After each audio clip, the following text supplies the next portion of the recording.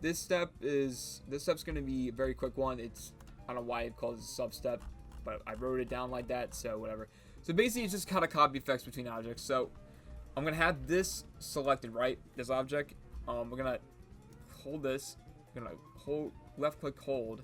I'm gonna move this over here. I'm gonna click it that this smaller circle here, and booyah, the thing is applied. Now the object's applied.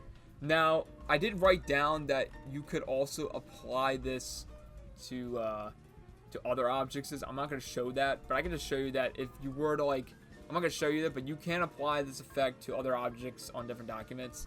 But you can do this to anything. You can just do it to here. You can do it to like here. It's like basically, it's a very simple way to copy effects and do all that stuff. Just to let you know, like I've already talked about, if you want to see the preview of this object, you just press W, and now you can see it. But you can also do it here, and there's also a bleed thing here. There's also a slug one. Slug we're not going to talk about mainly, but slug is something else. I really don't want to explain it. But that's what you can do if you click it here. It's W also. Anyway, that's really it for this like sub step. The next step we're going to be doing is we're going to be let me check it. It's going to be, let me see what I wrote. It says apply an effect to a layer of an imported object. And I think that's going to be the longest one because that's going to be very long. And I think there's also one more. We're just adding and removing effects. And we'll pretty much be done with this last part, and we'll be done with this whole thing.